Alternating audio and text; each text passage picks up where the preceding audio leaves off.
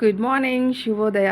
ನಾನಿವತ್ತು ದಹಿ ಶಿಮ್ಲಾ ಮಿರ್ಚ್ ಮಾಡಿದ್ದೆ. ಯಾಕೆ ನಿಮ್ಮ ಹತ್ರ ಎಲ್ಲ ನಾನು ಶೇರ್ ಮಾಡಬಾರ್ದು ಅಂತ ಹೇಳಿ ನಾನು ಇವತ್ತು ನಿಮ್ಮ ಹತ್ರ ಎಲ್ಲ ನಾನು ಶೇರ್ ಮಾಡ್ತಾಯಿದ್ದೀನಿ.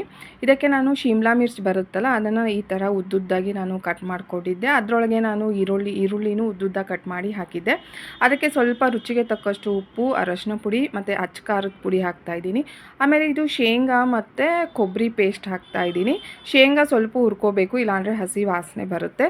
ಇದನ್ನೆಲ್ಲ ಮಿಕ್ಸ್ ಮಾಡಿ ಸ್ವಲ್ಪ ಮೊಸರು ಹಾಕಬೇಕು. ಒಂದು 3ರಿಂದ 4 ಸ್ಪೂನು ನೀವು ಮೊಸರು ಹಾಕಬೇಕು.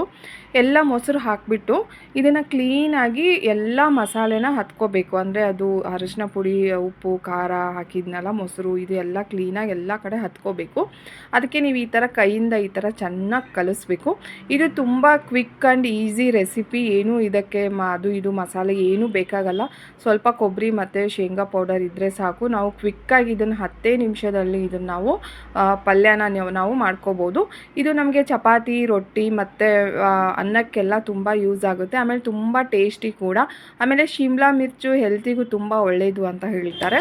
ಸೊ ನಾನು ಈ ಥರ ಮಿಕ್ಸ್ ಮಾಡಿ ಬಾಣಲಿಯಲ್ಲಿ ಎಣ್ಣೆ ಕಾಯಕ್ಕಿಟ್ಟು ಮಿಕ್ಸ್ ಮಾಡಿದ್ನಲ್ಲ ಮಿಶ್ರಣನ ಎಲ್ಲ ನಾನು ಬಾಣಲಿಯೊಳಗೆ ಹಾಕ್ತಾಯಿದ್ದೀನಿ. ಇದನ್ನು ಸ್ವಲ್ಪ ಕೆಳಗೆ ಮೇಲೆ ಈ ಥರ ಎಲ್ಲ ಸ್ವಲ್ಪ ಮಿಕ್ಸ್ ಮಾಡ್ಕೊಳ್ಳಿ.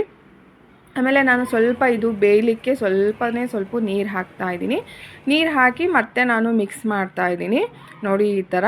ಇದನ್ನು ಇವಾಗ ಏನು ಮಾಡೋಣ, ಒಂದು 10 ನಿಮಿಷಗಳ ಕಾಲ ಲಿಡ್ ಕ್ಲೋಸ್ ಮಾಡಿ ಕುದಿಲಿಕ್ಕೆ ನಾವು ಇದನ್ನು ಬಿಟ್ಬಿಡೋಣ. ನಿಮಗೆ ಎಷ್ಟು ನೀರು ಬೇಕು, ಎಷ್ಟು ತಿಕ್ನೆಸ್ ಬೇಕು ಅಷ್ಟು ನೀವು ಇದಕ್ಕೆ ನೀರನ್ನು ಹಾಕೋಬೋದು.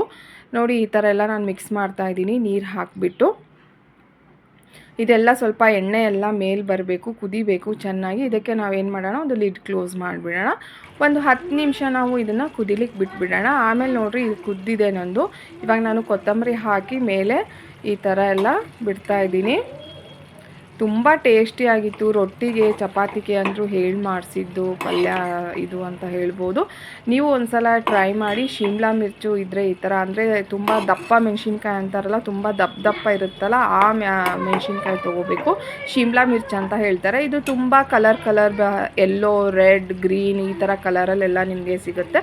ನಾನು ಮೇಲೆ ಈ ಥರ ಕೊತ್ತಂಬರಿ ಹಾಕಿ ಮತ್ತು ಇದನ್ನು ಚಪಾತಿ ಜೊತೆ, ರೊಟ್ಟಿ ಜೊತೆ ತಿಂದೆ. ತುಂಬ ಟೇಸ್ಟಿಯಾಗಿತ್ತು. ನೀವು ಒಂದು ಸಲ ಇದನ್ನು ಟ್ರೈ ಮಾಡಿ. ಮತ್ತು ನೆಕ್ಸ್ಟ್ ರೆಸಿಪಿ, ನೆಕ್ಸ್ಟು ಏನಾದರೂ ಶಾಪ್ ಹೋಗಿದರೆ, ಮತ್ತೆ ನಾನು ಟೆಂಪಲ್ ವಿಸಿಟ್ ಮಾಡಿದರೆ ಮತ್ತೆ ನಾನು ಹಾಕ್ತೀನಿ. ಈ ಸಲ ನಾನು ತುಂಬ ಲೇಟಾಗಿ ವಿಡಿಯೋ ಅಪ್ಲೋಡ್ ಮಾಡಿದೆ. ನಾನು ತುಂಬ ಬ್ಯುಸಿ ಇದ್ದೆ. ಸೊ ಮತ್ತೆ ನಾನು ನಿಮಗೆ ನೆಕ್ಸ್ಟ್ ವ್ಲಾಗಲ್ಲಿ ನಾನು ಮತ್ತೆ ಭೇಟಿ ಆಗ್ತೀನಿ. ಅಲ್ಲಿವರೆಗೂ ಸ್ಟೇ ಟ್ಯೂನ್ಡ್. ಬಾಯ್.